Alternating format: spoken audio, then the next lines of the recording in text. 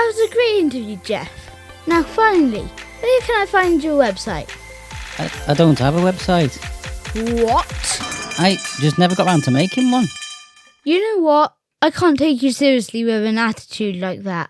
I am extremely disappointed in you. To not have a website is irresponsible, lazy, you lack ambition. I mean, where's the vision? Don't be like Jeff. Be responsible. Get out there and shine with a beautiful website by Web Orchard, where they will take care of all of your website needs. Go to theweborchard.com right now and get a beautiful website you deserve. You know what? Get out. Hi guys, and welcome to a brand new season of the Shrewsbury Biscuit podcast. This is season Bravo, because we're celebrating all of the amazing achievements some people have done in Shropshire. I say some because we've only got 10 episodes to do this.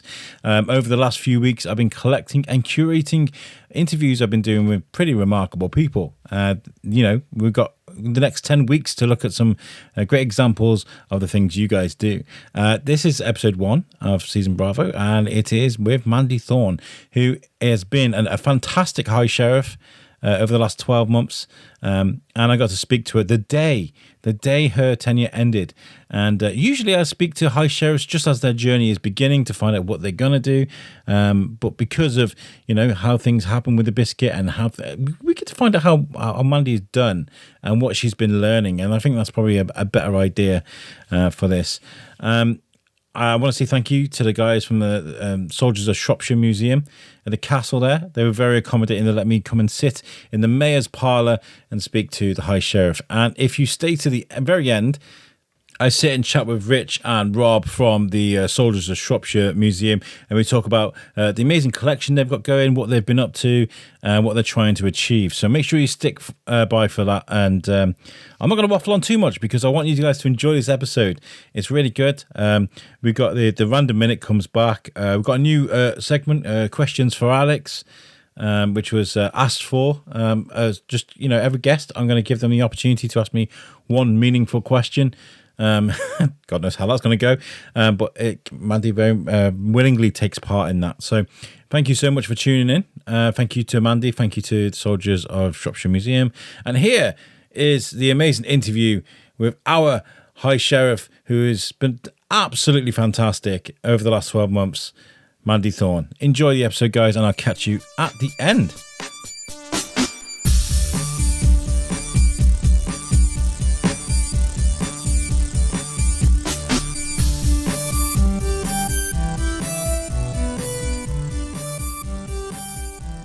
Hi guys, and welcome to episode 1 of season Bravo, or Bravo as I'm calling it, of the Shrewsbury Biscuit. We have got a very great guest today, but before we get into our guest, I just wanted to do a couple of shout outs before we get into this, very important ones. One is, I wanted to give a very important shout out to a good friend of the show and a good friend of, in general, Ron Morgan, who recently passed away. He's been on the show a couple of times. He's one of the genuine friends that I've made from the show.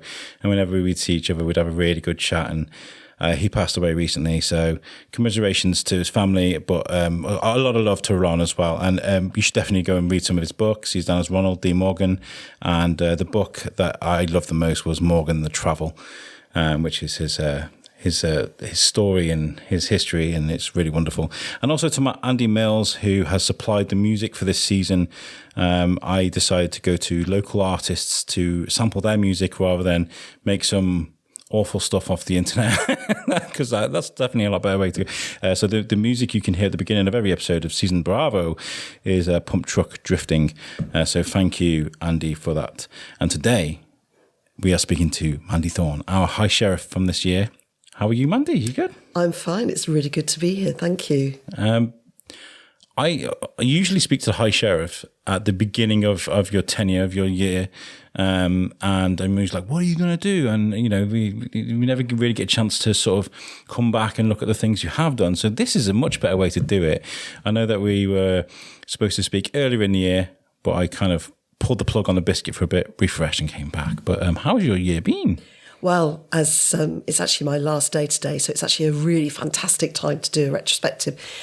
It's been a complete privilege. It's been all superlatives you could think of. It's been awesome. It's been fabulous.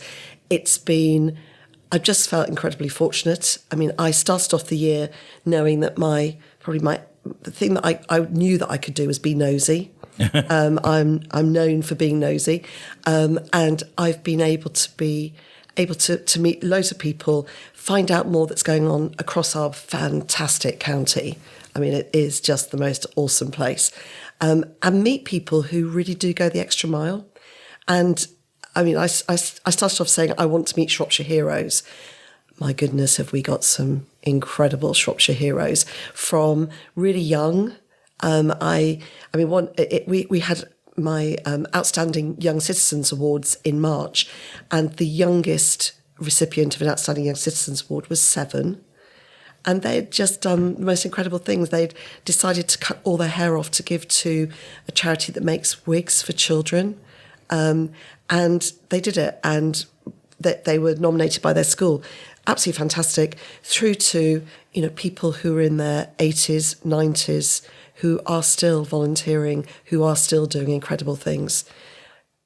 I mean, to be able to, I mean, you said it right, it's a huge privilege to be a part of that.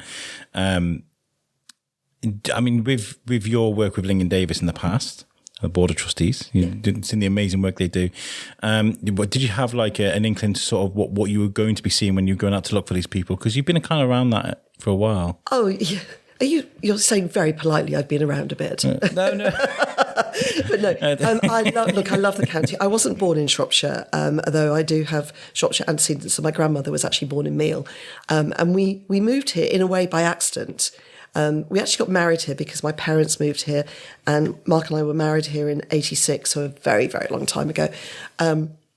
But we never expected to be in Shropshire. What brought you here? I've been, because I was reading about you earlier. So I wrote that looks very disrespectful. I put potato peeler, and I put on the buses, and I was going to put a thing about you were a manager of a bus. But I was reading about you earlier, and what? Even though I've got links all over probably Europe, what brought you to Shropshire? What brought us to Shropshire was very much that my parents ended up moving here because at the time my brother was at uni in Aberystwyth, okay, and Mark and I were actually living in Birmingham. I grew up. I moved around an awful lot as a child. I've been very much on record that we had a peripatetic childhood, my brother and I, but we spent a lot of the time in the west of England, and from when I was just 14, we were based in Herefordshire. So I sort of think of myself as having grown up on, in the marches and the Welsh borders. But we just really, we came here because Mum and Dad moved here because they wanted to be somewhere fairly central to where my brother was and where Mark and I were. Because at the time it seemed like my brother was going to be at university for a very long time. He was having far too much fun. And I think that's probably why. And they literally opened Dalton's Weekly. Do you remember Dalton's Weekly, which was a magazine that sold businesses? Wow. And you could buy it at a newsagent's, and it was a sort of a slightly bigger than A4, and you would just flip through and think, where do I want to be? My mother was a geriatric health visitor, so she'd worked with older people for a long time. She was a registered nurse. My father had a background in public relations and marketing, and they'd been running a hotel in Cornwall. Why not? But came back and actually sort of decided somewhere in the West Midlands, and they found a small residential home to buy in Shropshire, in Dorrington. So they settled here. We got married here. We then went back to Birmingham and then overseas. And then when my mother became quite ill, in fact, very ill, and we had 2 children by then, we were living in Johannesburg, and we decided to come back. And we came back to Shropshire. I've spoken to so many people over the years about their travels and how when they finally settle in Shropshire, we talk about people that started in Shrewsbury and then gone to London or travelled the world and then just come back here, and it's just a great place to settle. It's just got everything you need, and you say the connections here are really good, aren't they? They are, and we've got we're a county of fascinating people. We've got great towns, we've got great schools, we've got great people, got great countryside. I mean, the environment is brilliant, but it's not difficult to get to Birmingham, to Manchester, to London. Yeah. We've got airports within relatively easy distance, although sometimes when you're trying to get up to Manchester Airport, up the 56 and then and across, it's difficult. But we are actually quite well connected, and we're sort of the centre of the UK. I mean, I like to think of Shropshire, we are the place that everything started, really. Yeah. Not just the Industrial Revolution, but really the Age of Enlightenment. An awful lot of real thinkers came from this area. And we're a county of entrepreneurs and enterprise. And people do stuff here.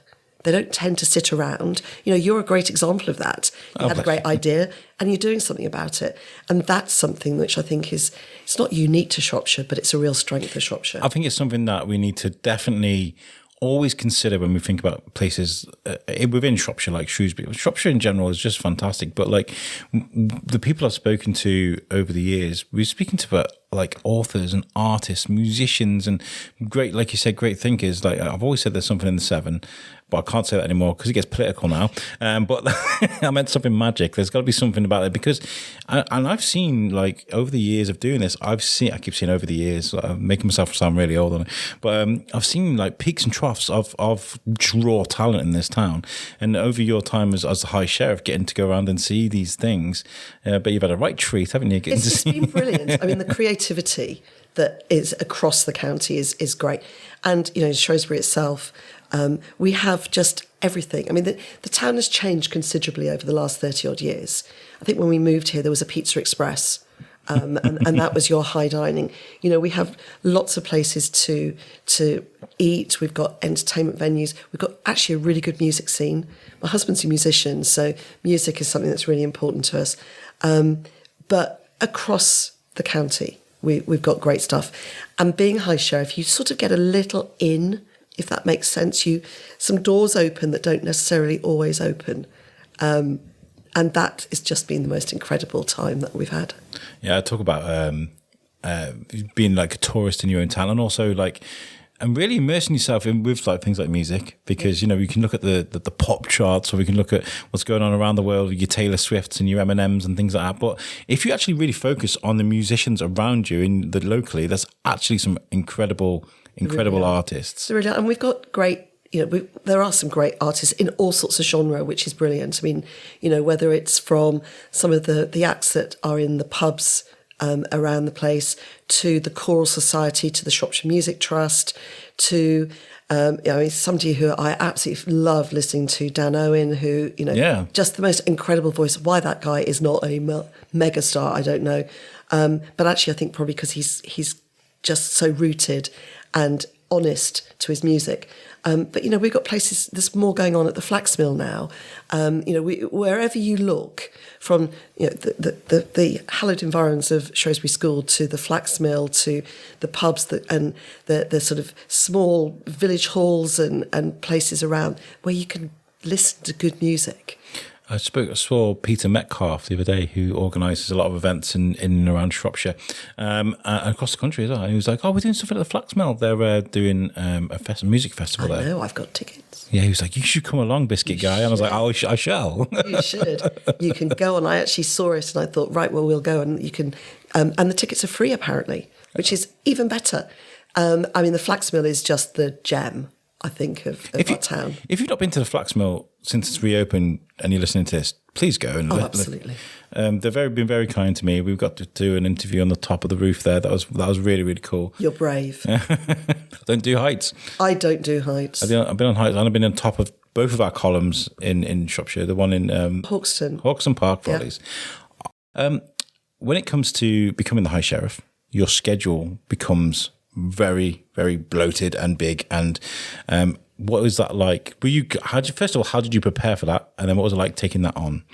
That's a really good question. The preparation, you get told, and previous High Sheriffs here in the county, and we've been blessed with some incredible High Sheriffs, all said, you need to be organised, Mandy. Make sure that you're organised. Do everything you can. I'm a bit of a back of the fag packet sort of person, really. So organising in advance was interesting. I knew what I wanted to focus on. I wanted to find Shropshire heroes. I didn't want to focus on one particular charity. I wanted to be able to see as much as I could and say thank you to people. We have so many volunteers that people don't go, you know what, you've done a fantastic job. Thank you. So I started off thinking I would be able to manage my own diary and send out sort of, hi, I'm the new High Sheriff, can I come and see you? And I soon realised that I was going to fail miserably. So I had brilliant support from the wonderful Victoria, who's been my PA, a virtual PA, although she lives here in the town. And that really helped. But the thing about High Sheriff, there's no job description. You can do what you want to do. You can do as much or as little. And I decided that I'm never going to get an opportunity like this again. I said at the beginning, I'm nosy. And I wanted to find out as much as possible. So I wrote and emailed to hundreds of organisations and used my contacts. And I've been very lucky. I've been in business here in the county for over 30 years. I was president of the Chamber of Commerce. I know a lot of people. And I just reached out and went, hi, would the High Sheriff visit help? Can I do anything for you? Can I shine a spotlight on the awesome work that you're doing? And to my surprise, actually, because I was following a really exemplary High Sheriff, Selina, last year's High Sheriff, who I think you spoke to, didn't you? A few times, yeah. I was kind of following her around at one point. I mean, Selina was just the most amazing, exemplary High Sheriff. If you want a sort of role model, she was the one. And I just thought people might not want to see me. Anyway, they wanted to see me as well. So I did as much as I could. And whether it was, a Monday morning or a Sunday afternoon or an evening, if I could make an event, I would. You have to be a bit careful. Can't be political. It's a voluntary role, High Sheriff. It's non-political. It is the oldest non-clerical, non-religious crown appointment in the country. So, we go back to pre-Norman conquest. We're here at Shrewsbury Castle, which has got such a strong history. But actually the history of High Sheriffs in Shropshire sort of goes back to the very earliest times of this castle, in as much as the first named High Sheriff was actually a Norman, probably import. Wow. So a gentleman called Warren the Bold, or Bald, we're not quite sure which one. I'm going to make a note of that name because that's awesome. So he's the first named High Sheriff. But we know that Shire Reeves were actually in place before the Norman conquest. So it's an incredible history that I'm just a very, very small part of for 1 year. And then today I hand over to the next High Sheriff. I remember speaking to Dean Harris, who was the first High Sheriff I spoke to. She's lovely. She's again, another good friend of we chat regularly on social media and stuff. And she was like, think of the High Sheriff of Nottingham. I was like, that's not a very good image. Someone that pursues Robin Hood for stealing the king's crown, purse, whatever. Yeah. But it's got such a very good meaning now, isn't it? It's something that goes out and spreads good news. I mean, it really has changed. So the days of Robin Hood and the Sheriff of Nottingham, originally, sheriffs, because we only actually became High Sheriffs in the 70s, but sheriffs were responsible for collecting taxes for the king and also for dispensing justice. And still, at our declaration ceremony, we swear an oath that we will uphold the king's peace, and he charges us to take responsibility for the county for 1 year for all matters pertaining to justice. Wow. So that's what we do. But of course, we have policing by consent now. Yeah. Thank goodness. So no longer is it charging around with a horse and sword, Yeah. That was one of the funny... I've had brilliant support, but I did get a funny phone call very early on. Somebody saying, I'd like to sell you a horse.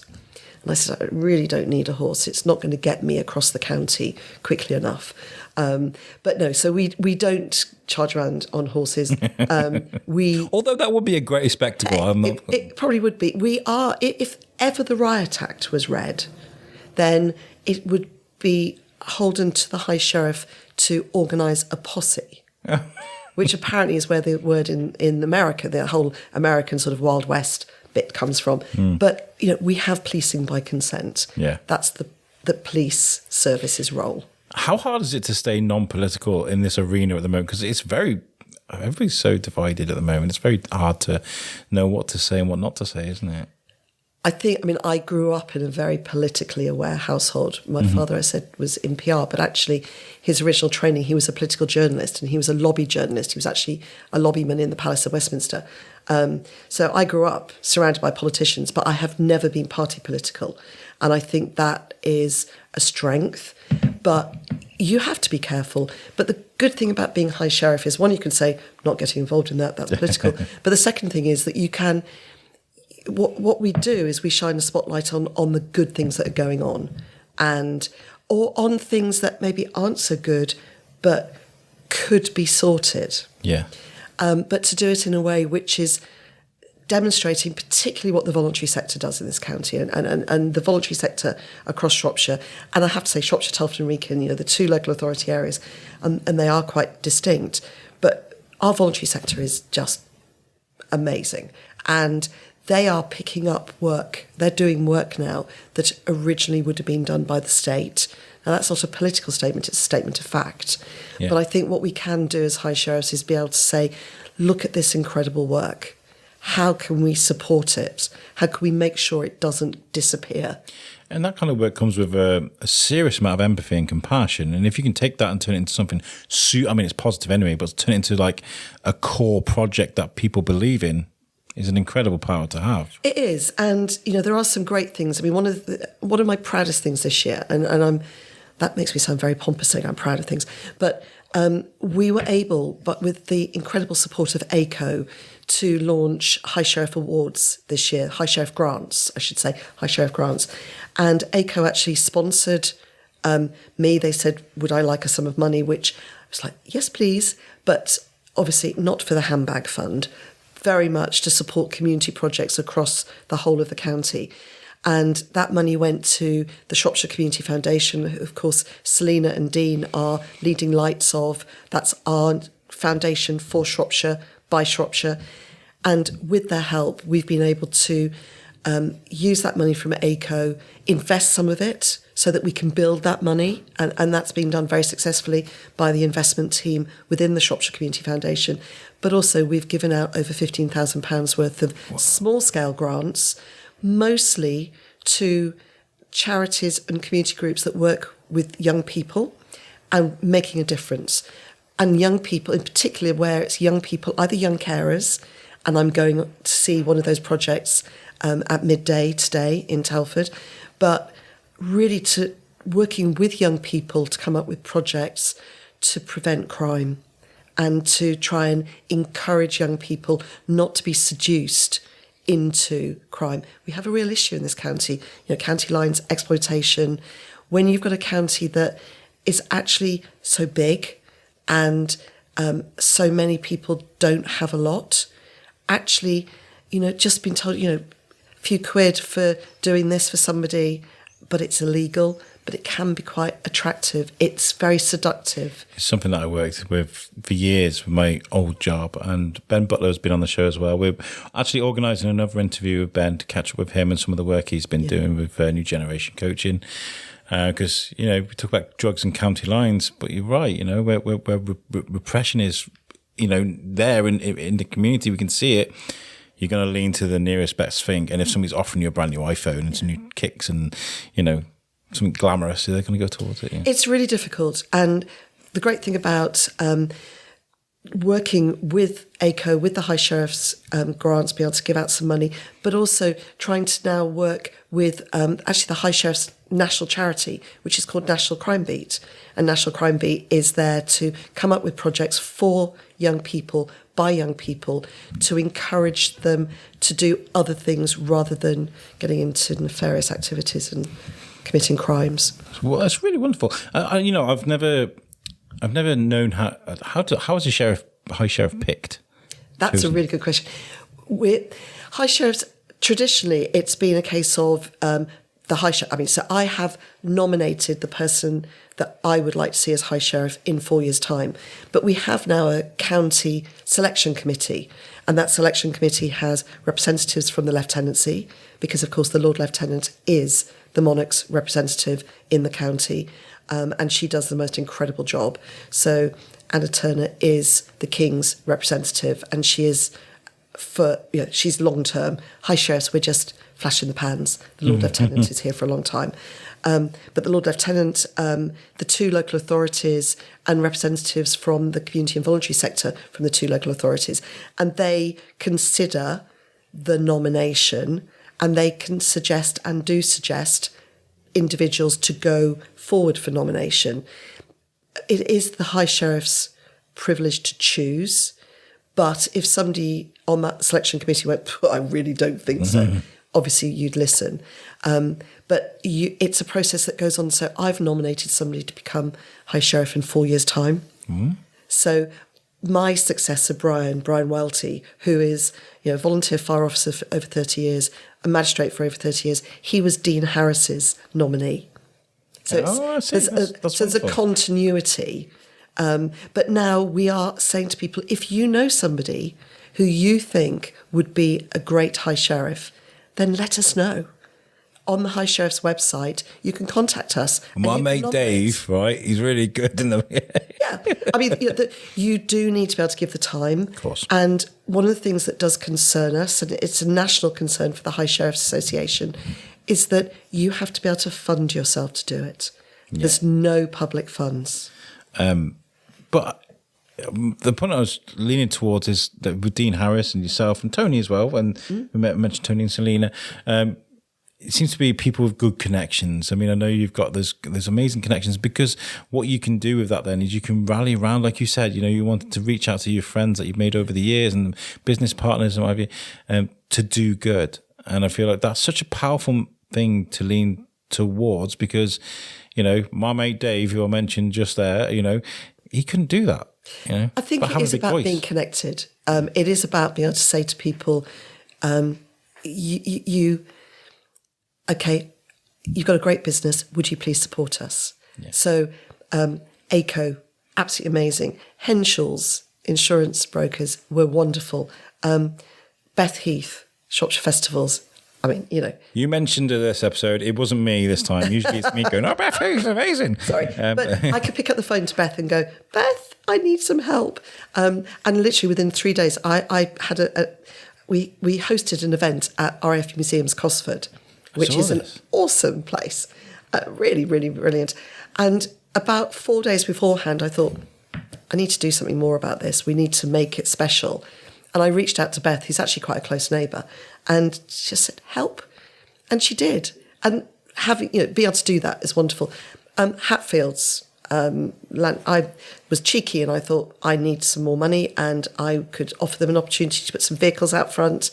They did that and they helped sponsor it. Nice. And I think it's just, one, you end up not, I was going to say having no pride. That's probably a bad thing to say, but be able to, you do ring people. I do get, Amanda, you're not asking me for money, are you? Which is a bit embarrassing. And it's when friends turn around and disappear when they see you coming. Yeah. Just in case you're asking them for sponsorship. But you do need to have the connections. Yeah. Yeah, very important, especially when it comes to championing people like young carers, like people out there, the volunteers doing these amazing things, because who else is going to talk about them and share the good news that they bring, And, working with Ling and Davis, I mentioned before, has that kind of helped you? I mean, you've done lots of work over the years, Ling and Davis, from the work I've done with them and from what I understand, there was a massive curve in the amount that they were raising and the amazing work that they were doing. So to be a part of that and that massive growth spurt that they had. Ling and Davis is a wonderful charity. Again, it's a Shropshire and Mid Wales, but it's a local cancer charity.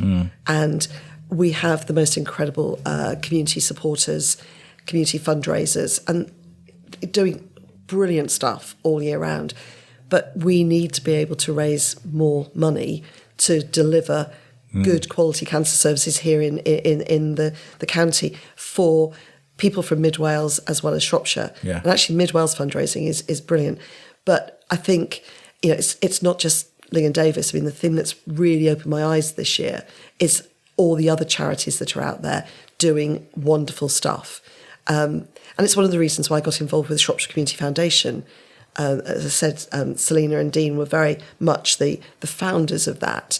But again, Shropshire-based, with the people who know the county, have the connections, and working with high net worth individuals, working with the business community to actually build funds to then support Shropshire charities and community groups. It's a virtuous circle. Why we should be able to be the architects of our future. Oh, I love that. Oh, great. And I think we are. We can't rely on others to do it. We need to be doing it. And we are in spades, whether you're in Newcastle under Clun, whether you're in Whitchurch, whether you're in St Martin's, whether you're in Cleobury, whether you're in Ludlow, Whitchurch, Bridgnorth, wherever you are, there are people doing stuff on the ground, making a difference for their local communities. And that's just wonderful to see. Well, I think we just found our soundbite for this episode. That was wonderful. That was a great way of saying that. I was mentioning Lingan Davis on the way to architects. This next question is what next? What next for you? What are you going to take a break? Has there any more charities you want to work with? I mean, what's next for you? So, I mean, the first thing is, yes, we're going to take a break. My very long suffering deserved break. Well, no, not really. I mean, it's been just a wonderful thing to do. But my husband, who has now got his level 3 in handbag carrying, I mean, bless him, he's been an absolute star. Making me breakfast every morning, ferrying me around places, doing wonderful things. He and I are going to go away for a few days back, and then we're going away for a bit longer. Spend some time with our 2 grown-up children. Our son gets married next year. To a wonderful Telford girl, so keep it very much in Shropshire. Huge shout out to Nick and Molly, who are... How's it going, guys? Yeah, they're cool. And our daughter, so both our children actually live here. They've both been away. Our daughter lived overseas. They've come back to Shropshire. So, as you were saying right at the beginning, and I will continue as a trustee for Lingan Davis. As I say, brilliant charity. Help my dad, which is why it's very close to my heart, and many friends as well.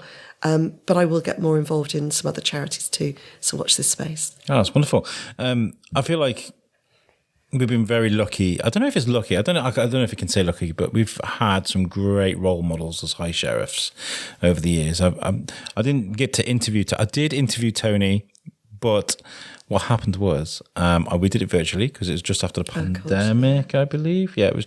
I interviewed Tony on my laptop, and I have my mixer and everything plugged in, but Zoom chose my laptop microphone rather than this microphone, so it sounded like our interview was underwater. So I had to bin it. I had to throw it away. It's one of the only interviews I've ever thrown away. Oh gosh, no, we are very lucky, and I think it's testament to the way that High Sheriffs have been selected in Shropshire for quite some time. Yeah. And the future High Sheriffs, really interesting individuals, and they will put their own stamp on the role, which is, as I said, there's no job description. You can do as little or as much as you want, but we're all different, and that's something which is just really cool, I think. What do you think it's going to be like not going to these events for you now? Do you think it's going to be really hard to acclimatise to, as opposed to doing 3 or 4 things a day to doing nothing, or in comparison? It's a predecessor did say to me, you do sort of arrive sometimes at events that you're going to, and you sort of stand around thinking somebody's going to come and show me to your seat. Actually, it'd be really nice to choose where I sit. And that sounds dreadful, doesn't it? I will miss it. Look, it's great for one's ego. I mean, everybody loves being important. But actually, it would be really nice to just be a little bit more in the background. Yeah, I get that totally. Sometimes I turn up to things, I'm like, we're going to Shrewsbury Comic-Con tomorrow. And lots of people. And I've been with people recently, actually, who have seen me do this, because behind the microphone, I've always explained that behind the microphone, super confident, it's like jazz to me, right? But if I'm in a room full of people, it's a bit overwhelming sometimes, and I kind of shy into myself.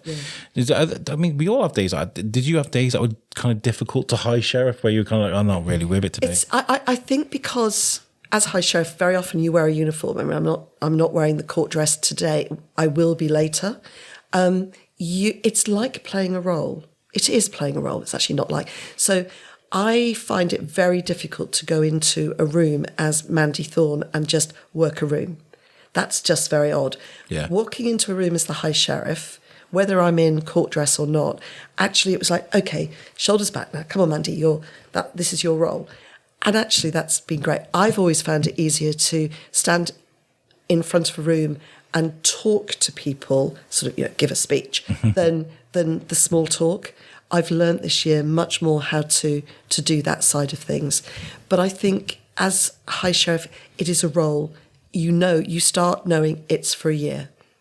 And at the end of the year, you step back, you support the new High Sheriff, but it's their year.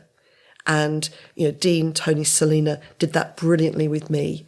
And I want to give absolute 100% support to Brian because he will be the most incredible High Sheriff. Well, Brian, if you're ever going to listen to this, Mr. Future High Sheriff. Well, make sure he does. We'll definitely. I prefer this coming at the end of the year to speak to you because I feel like even though it's really good to let people know who you are, people have got to find out who you are by themselves by seeing you at events and things. Have you made any really sort of, say, close friends? Have you made any friends that you can carry on seeing during this time? Yeah. Yeah. Yes, too many to mention, but people like Stu Cook at based in Telford, it's the All Coaches coaching team there, and the work they do with veterans and people with disabilities, what they do, and just seeing their work, I really hope that I can do some more with them. But people that I've known vaguely but got to know better over this year, I hope that we'll never become strangers again. That's lovely. That's really great. Right. I need to give you a heads up because towards the end of this episode, I didn't know whether to do this, but we Claire, who I spoke to from the Samaritans, who's wonderful, we did a great interview last season, suggested, because I put a thing out saying, could anybody throw any suggestions for this season about what we can include in the show? And her and a few people have mentioned that they would like to know more about me. So I'm going to give you a heads up in a few minutes, 15 minutes towards the end of the episode. I want you to think of a significant question for me, okay? I don't want to just throw you in the deep end with that and put you on the spot. But in the meantime, would you mind if we play a quick game? It's quite a fun game. Okay. Yeah? Let's try. This is the Random Minute. Wait, random minute? I love that. I love that. This is a random minute. I've got a random question generator. Wow. By teambuilding.com. Okay. So for a whole minute, answer as many questions as you can, because Michaela Wilde came on the show and she got it wrong and she thought she had to answer that one question for a minute, and we had such a laugh of it. But answer as many as you can, right? I've got a timer here on my mixer, and from the moment you start answering the first question, I'll start timing. Okay. There's nothing scary, by the way. Okay. Okay. Question one is, do you have any Christmas traditions? Going to midnight mass. Nice. What is your role in the company?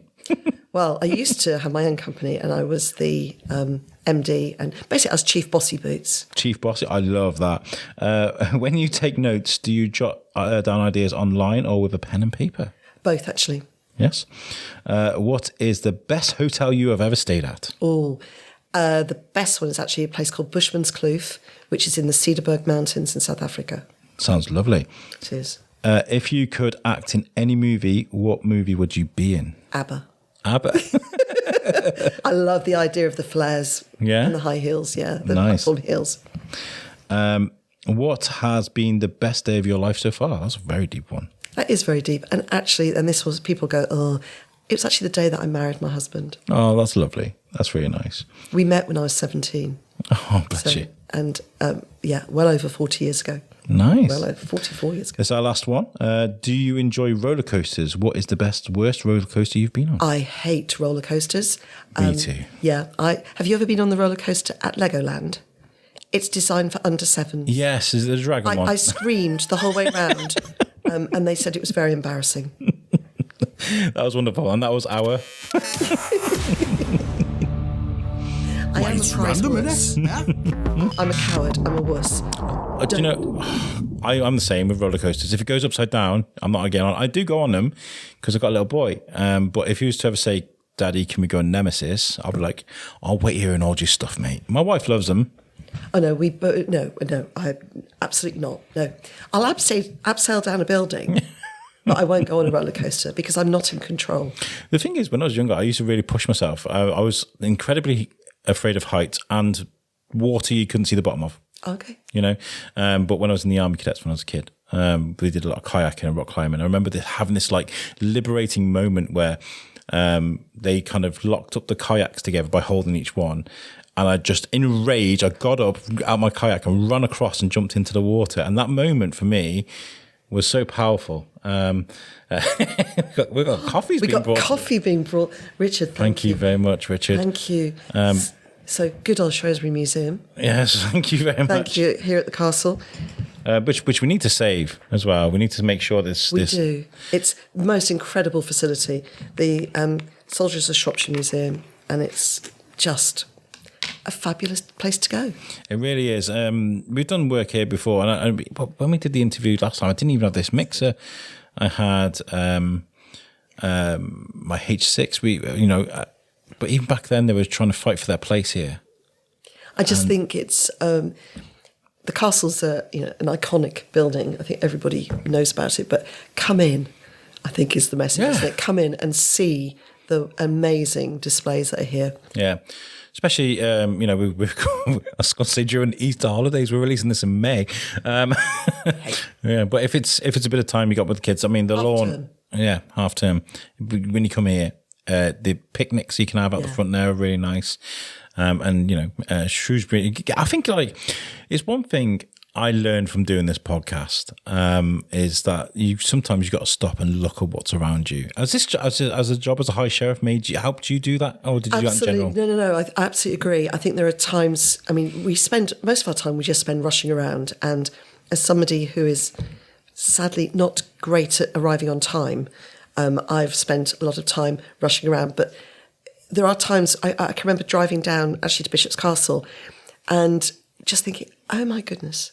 This is just so beautiful. Yeah. And in fact, yesterday I was in Market Drayton, and then I needed to get across to Harmer Hill. So that was a really interesting route. And I just thought, I'm going through these beautiful villages and just taking the time to look. So I think we all just need some time to look. You can get a bit of an epiphany in some of the weirdest moments. I remember I used to work in Woodside, and I remember I was driving down that hill that goes from Woodside down into Ironbridge, and I was coming down there, and I drive up and down that road all the time on my way back from work, as we do in the rat race, and I noticed how the sort of valley opened and the sort of the hills come into view, and I was kind of like, actually, this is quite beautiful. It's a quiet moment to myself in the car, something I'd always taken for granted. And, I feel like I find creativity from that. When I see stuff like that, I want to go and make stuff, It's what's inspired you, I think, is a great way to lean from that. Actually, it's been people that have inspired me the most. I mean, I wish I could say that I was creative myself. I have huge regard for musicians, artists, but that's not my talent. I get inspired by people and by hearing what people do or listening or watching. And that's not famous people, that's just people. Yeah. That's the thing that inspires me.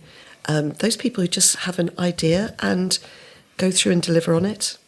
We're not necessarily very good at delivering on our ideas. No, and I feel like it's good to accept that even if you have an amazing idea, that it's not always going to work out the first time. Sometimes you got to keep going at it. Yeah, it's that try again thing, isn't it? I was just talking to Richard now about the biscuit and the journey of the biscuit, and how there have been great moments of success and then these little bits of failure, but I've come back up and I've kind of just keep going at it, because if it's important, you're going to keep doing it if you're passionate about it. Absolutely. And actually, the way that we define success is really weird as well, isn't it?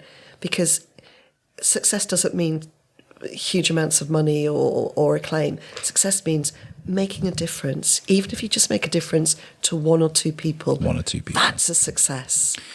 I remember, big shout out to Tom Bruno, I'm the whole team actually from You Suck, the old podcast I used to do.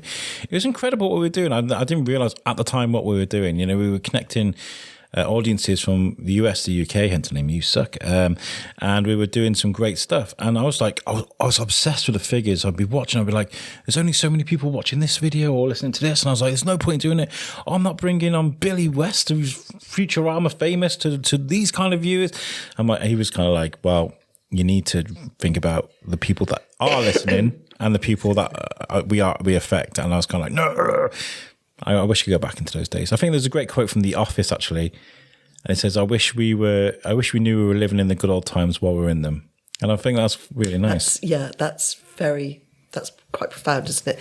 I think we're always striving for something that actually we don't take time to acknowledge and appreciate what we've got. Yeah.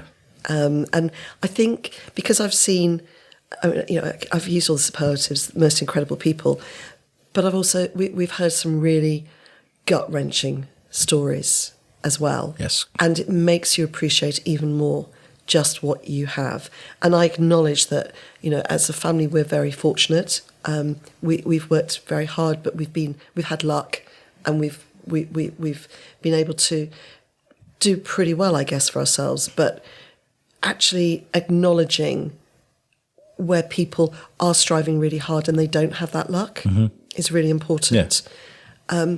And not measuring the worth of somebody by their visual success. And I think that's something.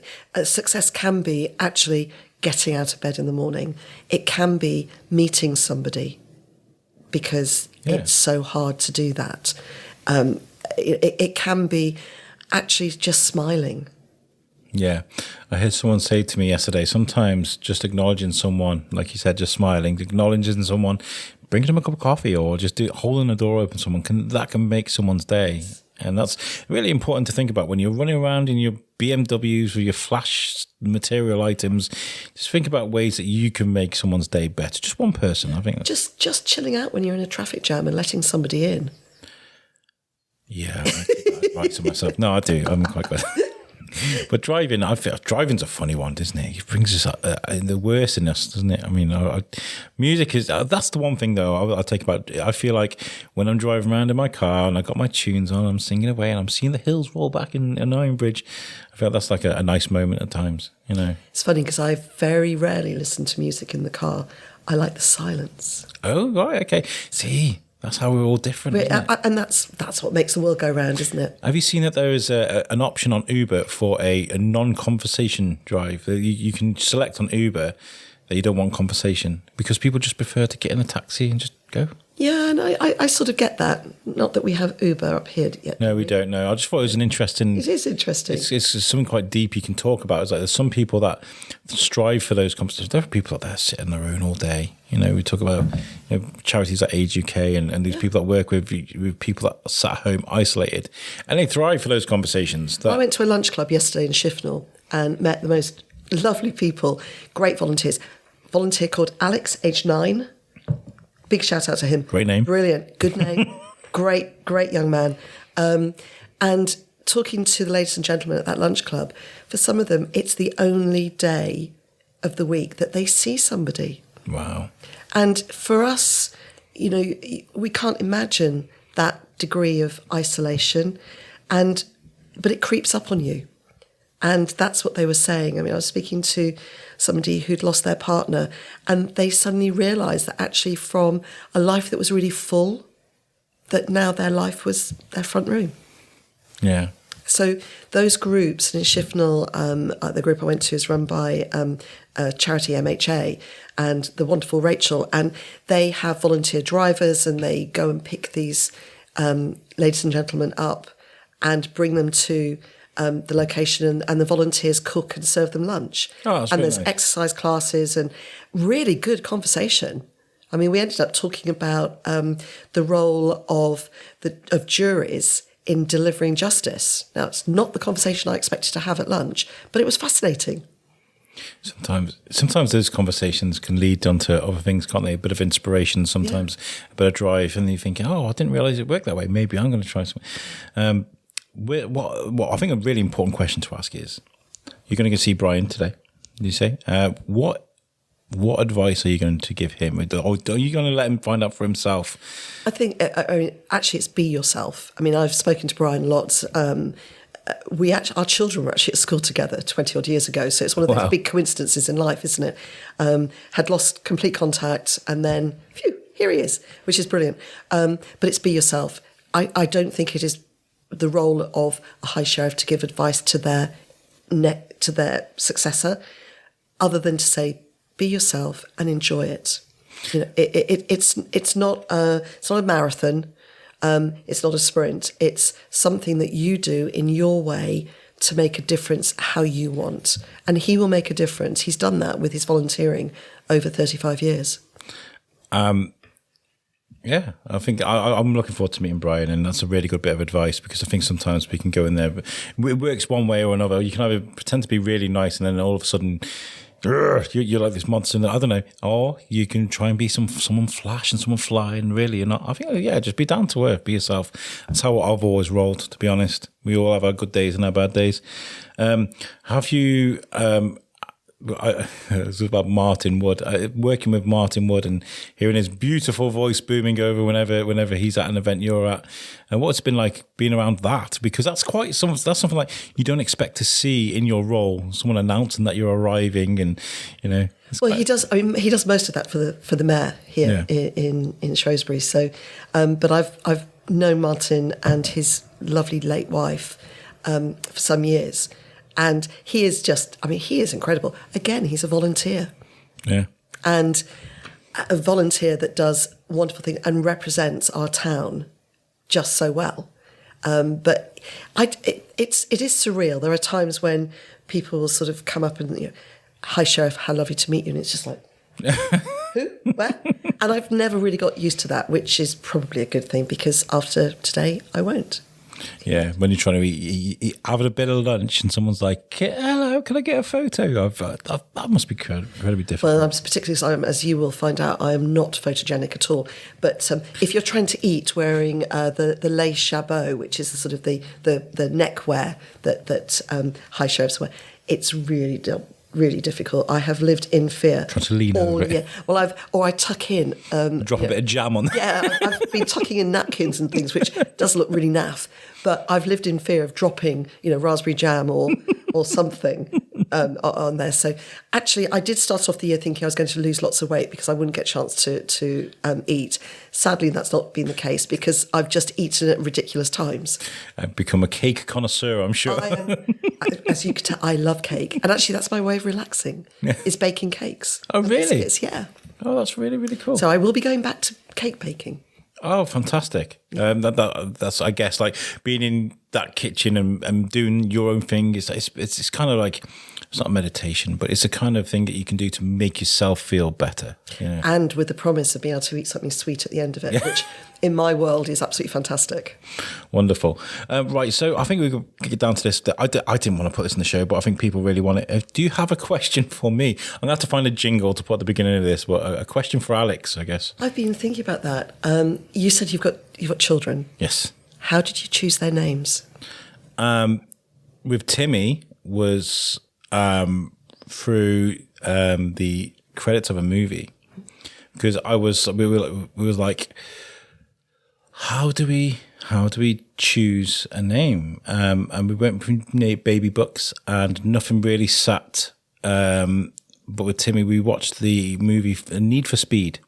It was an adaptation from a video game, and we sat there and we were watching the credits come up, and I was like, let's just look at all the names here. And as we were looking at them, we thought, you don't see many Tims now. No younger Tims. Yes. So it came up with Tim. I was like, Tim, but Timothy. I was like, Timothy sounds a bit too formal, so maybe Timmy he is Timothy on his birth certificate. But I thought Timmy, yeah, that was it. I like old-fashioned sort of names, sort of names that have been around for a while. I just always find it really interesting to know the what shaped children's names. So yeah. I think a good old traditional name. I think the name Alexander's been around for centuries. Yeah. Yes. It's a great name. A leader of men. I read that and I was like, I am a leader of men. I was like, no, I'm not. Maybe? I don't know. A bit undecided. Thank you so much for doing what you've done, because I feel like it's so easy, I think, to fall into the ego of it all and to just turn up and eat cake and nod. But just listening to you and the way you've spoken today, you've really met people, you really listened to people, and you've taken so much on board. So the things that you've done this year, you've given people a voice, you've given them a platform to do what they do, and you've also arranged funding for people. I mean, that's incredible. So thank you for everything you've done this year. That's really kind of you to say. It has, as I've said right at the beginning, been a real privilege, and I look forward to continuing some of the conversations that I've had. It's been really good. Thank you. And Brian, you're up next, my friend. Cool. I'll let him know. Thank you very much. Cheers. Right, so we can't come and record at the castle without speaking to the cast here, the staff here from the Shropshire Regimental Museum. Soldiers of Shropshire now. Soldiers of Shropshire, my bad. That's right. Richard, thank you again for letting us come stay here today. Always nice to see you. And Rob, I've been following your stuff on Instagram. Incredible stuff. Because very fine, thank you. It's really nice when someone comes, I wouldn't say outside of their comfort zone, but to create like a character or a welcoming environment on social media to I think invite those inquisitive young minds to come and look at what's inside. I think that's really important. Yeah, I think for some people, museums can be places that a lot of people don't know about, or they're shy about coming to, or they're just not used to them. So, what I've been doing, and, with the support of Richard, is, showing what we do inside out. So throwing it outside in a way. Us as as people, our personalities, the work that we do. I've been focused a lot on collections care, how we look after objects, and hopefully people find that really interesting. And there's some things that people can take away and use on their own objects at home. For example, Renaissance wax.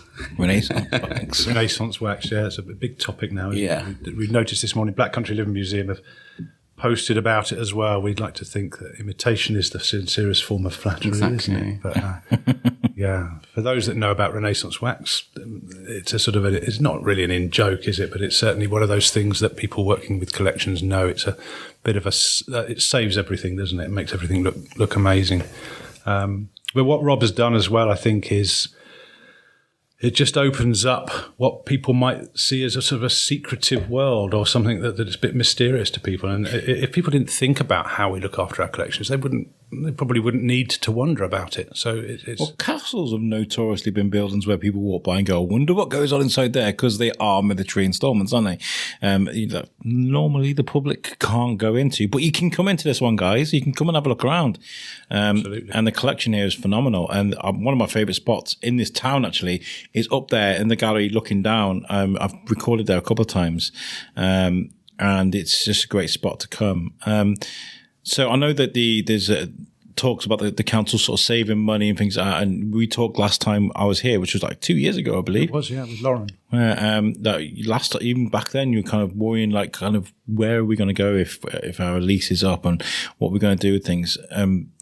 Now things seem to be a bit more intense with that. I mean, yeah, we're acutely aware of how much money the Shropshire Council needs to save. We understand exactly why. We can see it clear as day, and I'm sure most people can as well, that this incredible bill for adult social care and a reduction in funding for councils from central government has left us in this bit of a storm. Yeah. Essential services are, as the word suggests, essential, and museums, theatres, galleries, all those nice to haves ultimately are not as essential, and we have to accept that that's our place, and we want to do everything we can as a charity ourselves to relinquish that burden on the county's purse. I hate the fact that hate's a very strong word, but I'm going to use it. I hate the fact that we're living in a world where history and culture is subjectively considered as something that isn't initial to inspiration and education. I feel like it's really important that luxury or not, or something. It's a shame. Yeah. I remember the some of the things that came out about instead of a ballet dancer, why don't you be an accountant? You know, those things. It's like, what is wrong? Like, when it comes to learning about history and culture, what better a place to come when you can see a real life musket rather than seeing it on the TV? You know, it's like absolutely. So I feel like this is my own personal opinion. I would say like museums have to be saved. They have to be accommodated. But yeah, and I think the best way to do that is to create demand, which is what you're trying to do, Rob, with social media. Is it working? Is it lots of people? Yeah, so I've built some, so there's people that have come into the museum. They say, "Oh, hi, Rob," and I'm like, "Oh, I know you now. I've seen your profile," or "Oh, it's Terry from social media." So, "Oh, nice to meet you." And then we have a chat, and I met some people who are really interested in uniforms. So John Nero France, if you're listening, he's great with uniforms. So I spent about half an hour with him talking through about uniforms. But you created almost a character, which is quite cool because, like, I imagine, like, do you guys get like tours with schools and stuff? Do you get schools come? We have school groups. We also do hands-on demos as well. So we get recently we've had more of an opportunity to talk to more of our audience in person rather than watch them walk through the museum. So not just young people over the Easter holidays, but adult groups as well that come and sit in and look at talks. So we've got that great opportunity to have some feedback and build those relationships, which is really important. Yeah, it really, really is. And I know you're always looking for innovative ways to sort of bring people in and create. You've got Loop Fest coming onto your lawn in a few weeks' time. It's going to be amazing. Yeah. Anything like that. Anything that can bring in a newer audience. If we're able to sort of, with a bit of a shepherd's crook, drag a few into the museum, I can guarantee there's stuff here that would interest everybody. And I think people's perception of niche museums, or military museums, in fact, it's a burden we have to bear. But people think, oh, war stuff isn't for me. There's been incredible stories of our county's soldiers here. And so it appeals to anyone from the county and from further afield as well. It appeals to anyone who's got any idea of history, culture, and our heritage, because that's built on the bedrock of what our soldiers have achieved over the years and how that's affected the whole world. So I've been doing a lot for the past year or two on love and war. It's the subject that I've been looking at. And that has sort of unrolled. So it's looking at objects in the collection and talking about them and writing about them. And also it's bringing in families. So I'm looking at the relationships between serving soldiers and their families. So that may be through letters, it might be through memorial items. And, I've found it quite emotional sometimes because we've got a locket of someone's, so a soldier went to war, First World War, he took a locket and it had a picture of his partner. And then he went to war and he had within the locket was some hair of her, and he took that with her. So this sense of always needing to be close to someone. So this separation. So I think that's really important though, because I feel like if we can reflect on something personally, like I just wrote down Nigel Bacon now as an example because he's a great archaeologist. He dug up the lawn here, made a right mess, put it all back though, to be fair. But there were two things. One is when they were doing the flax mill, they found rubbish that was left behind by some of the workers of the flax mill and some of the graffiti and stuff. That told them about the lives of the people that worked there. When Nigel Baker dug up the lawn, he found like animal remains of, like, so we could look at it was like, that was their trash pit where they could look at how they ate back then. Like things like that, like the love stories and the letters and the things that we leave behind tell us about the society that we once lived in. Exactly, 100% agree with that. Which is why I think, going back to what we were saying earlier, using those artifacts rather than necessarily, just learning them from in school or at university is exactly a different way of approaching things. Yeah, touching history in some senses. Sometimes I used to be an academic, and when I was looking through the archival files at the National Archives, I built a relationship up with this gentleman through the archival material because I saw his signature. I was holding papers that he had. Yeah. And so, again, touching some of these objects, seeing them handling. Which I would encourage you guys to do. Make sure you ask permission if you. Oh, yeah. Well, we've just been thinking today about maybe doing some kind of like handling. We do weapons handling. That's something that we do with weapons demonstrations. That ties into some of the themes we try and use. I mean, the museum is packed with incredible collections, lots and lots of objects. It's quite dense. And we've got to appreciate that a lot of people will just come in and see an enormous amount of stuff. So to sort from that any sort of narrative or any sort of way in for people whose army is a little bit distant from them now, we think about it as in evolutionary terms. The army changes what it does in an evolutionary way. It responds to a trigger, it improves things, it develops things, and it's as plain as that. So people that don't understand or feel aside from how the army does things and believes it's a coded habit that they go through, it's as plain as day. So we can lay out 10 or 12 infantry rifles on a table that date from 1722 to the present day. And we can explain why each one changed to the next, what developments. The evolution of... Technologically or geopolitically, or any of these other triggers that are normally external to what the army does. Environment, that's an interesting one. And so we can bring in an awful lot of current social concerns and fit them into that narrative and say, well, this is why they did it like this, and this is why they changed from scarlet to khaki uniforms, for example. This is how they adapted to different types of communication. If we put it in an evolutionary concept, it makes it clear as day to all our audience. And that's one of the big things we do. The hands-on demos is a really good way of giving people an experience they can't get on Google. People come out, I've seen them, people come out of those demos absolutely buzzing.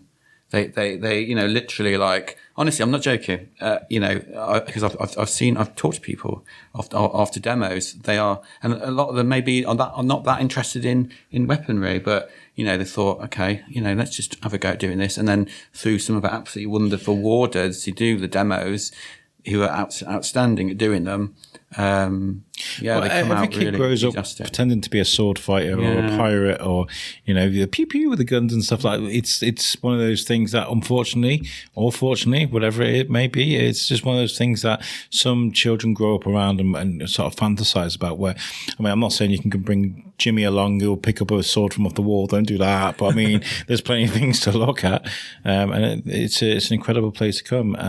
We actually had some army kids come in like late when I was last here on Tuesday. When was I last their here? dads were all in. Their dads were all in the reservists, and Stuart had gone, so he was on his way out to go back home. This was like nearly 4:00, and the kids were mentioning that they were serving soldiers. Cadets. Serving soldiers. The dads were, and Stuart said, "Look, guys, I'll just get out the guns again." And he spent about 15-20 minutes with them, showing them guns. And Stuart's our newest volunteer as well, which is really leapt at it, which is really, really good. One of my favourite artefacts you have, because I did work a lot with my good friends in America, is that flag you have from the original White House that burnt down. I'm like, well, guys, you wouldn't believe what they've got in the castle in Shrewsbury. Like dragoons, I think. That's right, yeah. They were the 85th, I believe, burnt the White House down, didn't they? And you got one of your flag, the original flag. That's got. They were part of that group that went and. Well, it wasn't called the White House then. They only painted it white after it had burnt, so it didn't look burnt. But they sacked it, and we don't shy away from reminding our American cousins of that fact. Very brave about that. We've just started doing a demonstration on modern army kit. We believe we're the only regimental museum in the country to have current serving kit to pick up, to hold, to try on. We've got armoured vests and all of their yokes and kit carriers and everything else, just so people can understand how much weight they have to take, what the sorts of kit they have on it. And how intricate. That's the experience thing, isn't it? It's humans placing the human context and things like that. And we strive really hard to link what we do and what the museum holds to our current regiments in the county, the rifles and the yeomanry, and they're still very much a part of our story, and we are their sort of ancestral home for that. It's wonderful. I think it's great what you're doing. The reason why I brought you guys on here at the tail end of that amazing interview with Mandy is just to show people that, look, this place can be saved, but it's you guys, the listeners, right? The people that can come and visit this place, that can create the demand necessary to keep this place. So make sure you follow the Instagram. Yeah, we're on social media, aren't we? So we've got Facebook, Soldiers of Shropshire, Instagram, Soldiers of Shropshire Museum, I think. And we're on Twitter as well. Yeah. Soldiers of Shropshire. Yeah, so I'm going to take a picture of you guys while you're here. It's just to be a bit awkward. I was like, I'm going to take a picture during the interview. It always causes a thing. Well, thank you for doing what you guys are doing. Thank you for fighting for this. And thank you for letting me come here to do this today. Oh, anytime. Thank you very much. Thank you. Cheers. Well, that was a fantastic interview. I loved that because there's some real poignant facts brought in that. And I did some reflecting myself as well, talking about the old USUC days and, sort of living in the moment, which was really nice, actually. I feel like I could sit there for 2 hours speaking to Mandy.